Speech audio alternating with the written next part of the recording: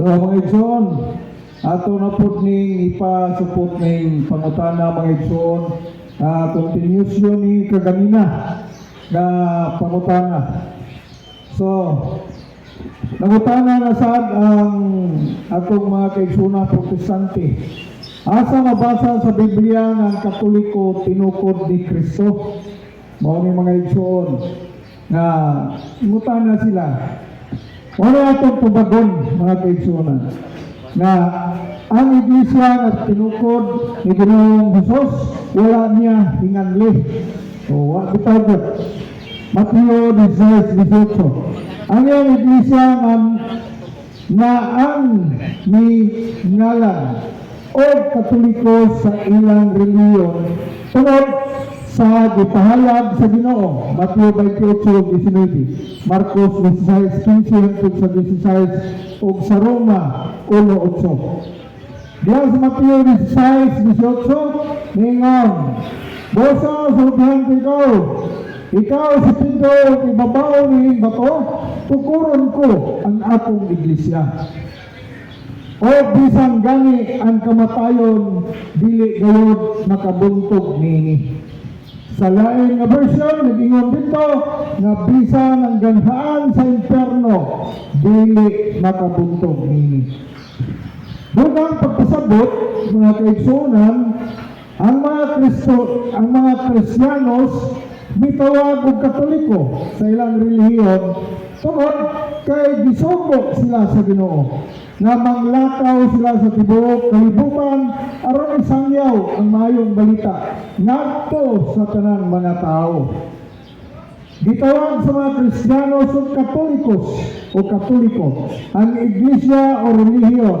1 Timoteo 3:16 nga gitukod ni Ginoong Hesus niadtong tuig 107 AD.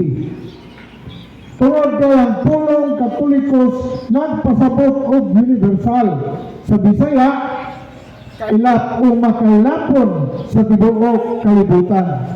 Ang unang mitawag og Katolikos sa iglesia nga gitukod sa Ginoo mao si San Ignacio, ang ikatulong obispo dito sa Antioquia. Muna may igsoon nga ang nagtawag o ang nagngalan sa simbahang Katoliko mao di ay ang katawhan sa Dios, mga kaigsunan. Dili di ay si Kristo ang nagnalan. Ang katawhan na sa Dios nga mao ang simbahan. Mura may igsoon adto kita karon sa akong topic na kining kumpisal, mga kaigsunan. Kaya kining kumpisal, maugod ni kasagara na ibato sa atong mga kaigsunan na mga protestante na nagprotesta sa atong pagtulunan diya sa simbahan. Na musupak gayud sila niyanang kumpisal. Mao kana mga igsoon kang yawa di gyud gusto nga ang usa ka tawo makasasala makigiuli sa Ginoo. Mao nang di gyud siya musugot nga katawhan sa Dios bangong pisal. Mao sab kini mga kaigsuonan nga sila ingon nila direct to God. Nga kay nagsugo ka ng Ginoo nga bangong pisal tagpare. So, ato, landinan sa pakod. Tinuod, makapangayo tagpasaylo sa Ginoo. Kung walay pare niya ng lugara, mangayo tagpasaylo sa Ginoo anytime. Pasayloon pa. Pero, dili pa na mao ang kamatuuran diya pagpasaylo tungod kay gisugo yun ta na atong isugilon ang atong mga sala ngadto sa pari. Mao dahil ni ilang gamiton, mga kaigsuonan. Mo gamit ngayon sila o pulong sa Biblia. Ingon din ni mo ilang mga pagsukat. Walay tao nga makapasayog sala kundi ang Diyos lamang. Ila rin gamiton kini Marcos 2:7. Si Hari David nga makasasala wala mo agi pare, may diretso o kumpisal sa iyang mga sala ngadto sa Dios. Ila daw basahon ang Salmo 32:5. Gidugangan pa din nila, kung makasala kita, isugid ta ang atong mga sala ngadto ni Jesus, kay iyang mga sala o siya magapasaylo sa atong mga sala. Juan 1:9. Gidugangan pa din nila mga igsoon, si Kristo ang atong manglalaban nga mapasaylo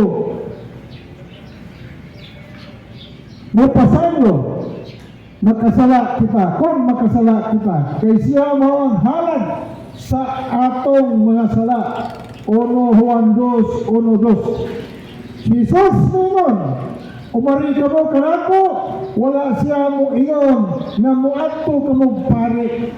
Muna, mga kaigsunan, ang usad yun, may onda na siya.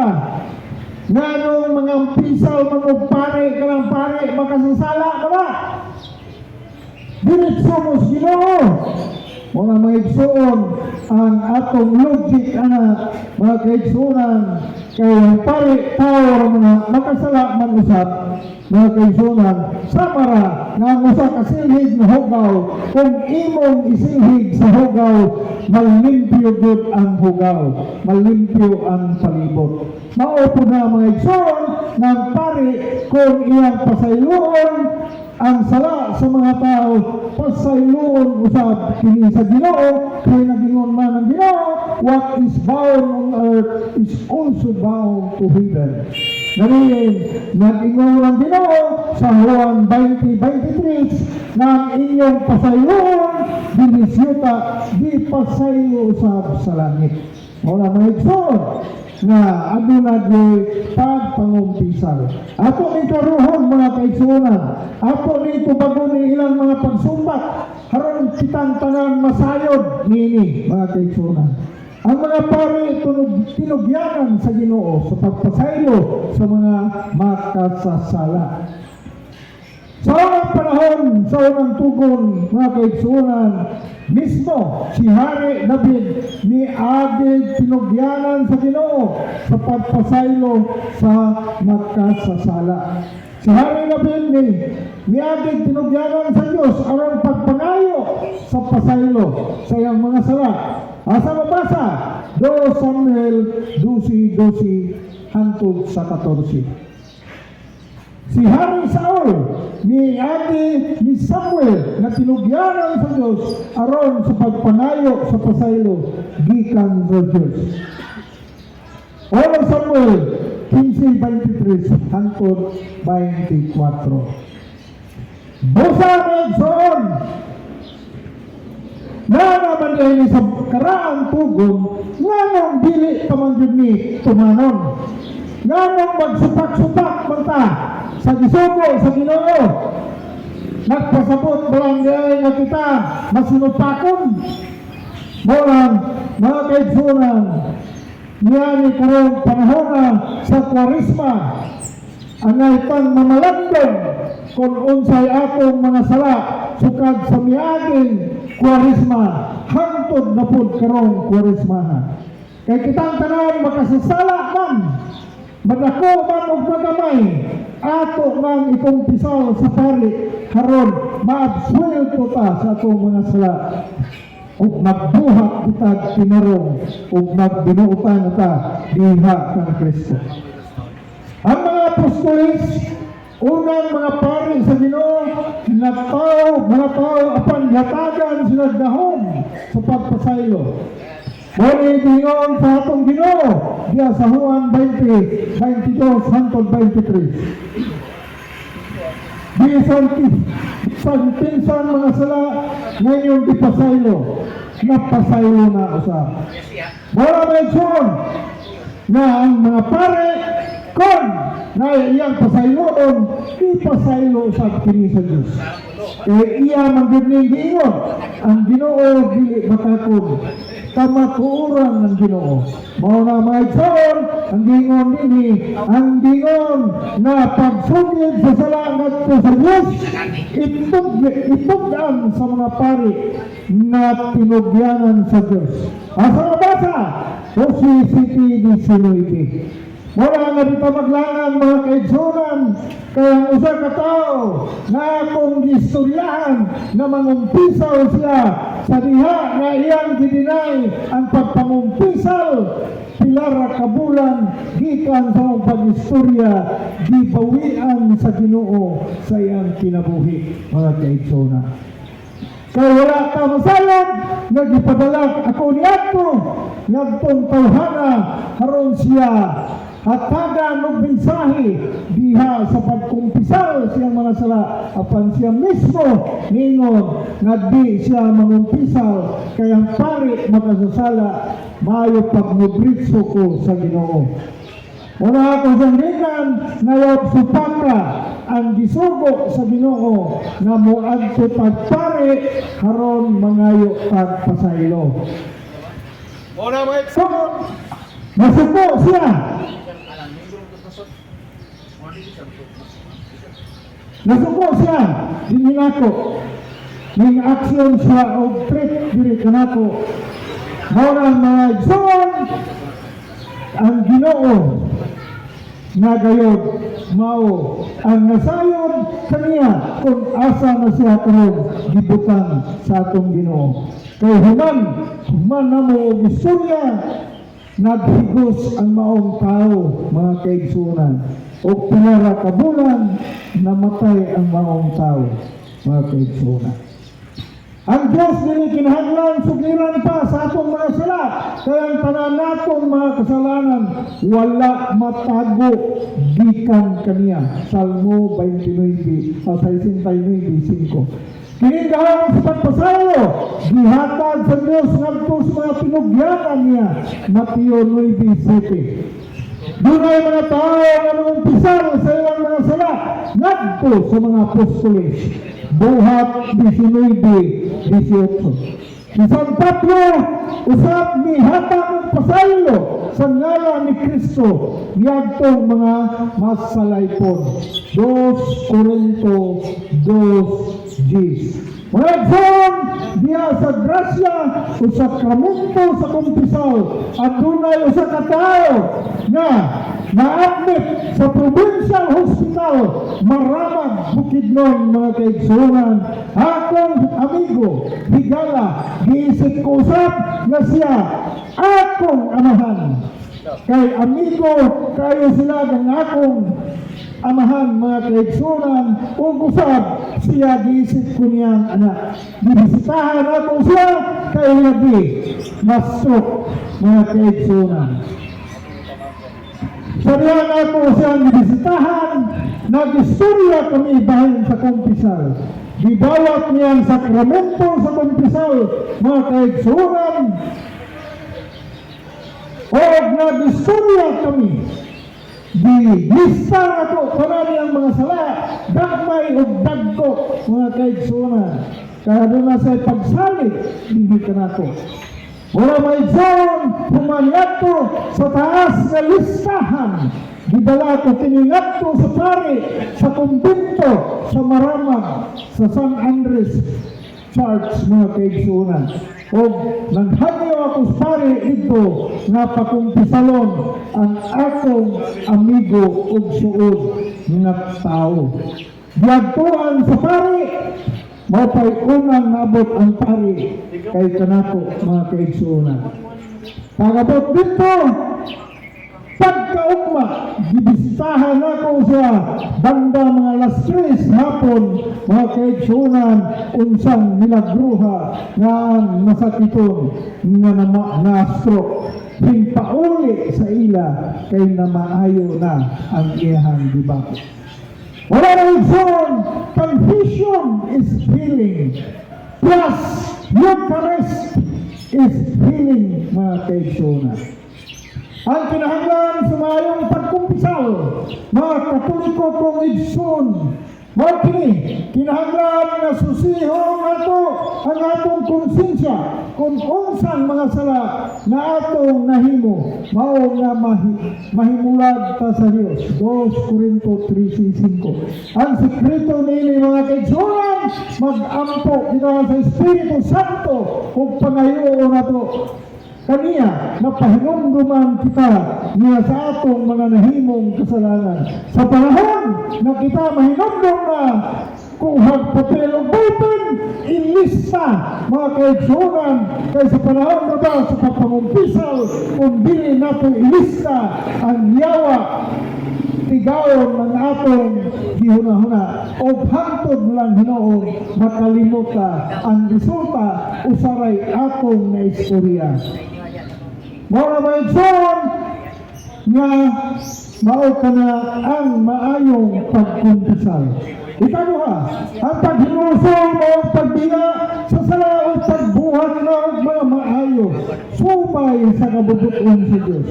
Ni anak, mapasaylo ka, mga kaigsoon.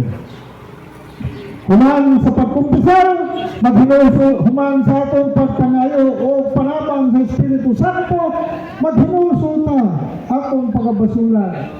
Damas na tinuod na naghinusol, mutulo ang atong luha o sipon diha sa kinasingkasing na paghinusol. Ezekiel 33:19. Isugod ang iyong mga sala aron makanawat kag kaluoy nga nagtago ang iyang mga sala. Ang nagtago sa iyang mga sala dili muuswag mga kaigsunan. Proverbio 28:13. Mga kaigsunan, ang atong sala kung ato kiniisugod makadawat kita grasya sa kaluoy gikan sa atong Ginoong Jesucristo. Kaya mo sa katao na mapaubsanon mo dawat sa tanan niyang mga kasalanan ug iyang tiningi kumpisal sa pari mga kaigsunan haron ang iyang mga sala mapasaylo sa Diyos mga kaigsunan. At hagyot na kanang inyong sala kana sa inyong hunahuna nga human mo mangayo pasaylo ipanapi mo pare dili kana mahitabo mga kaigsunan kay aduna na sila'y di panumpaan nga dili gayod kana nila ipanabi kay once nga na ipanabi disqualified na o matagak na sila sa ilang pagkaparit mga kaigsunan. Ang pagtapat kung paglikay na sa kahigayunan sa pagpakasala ang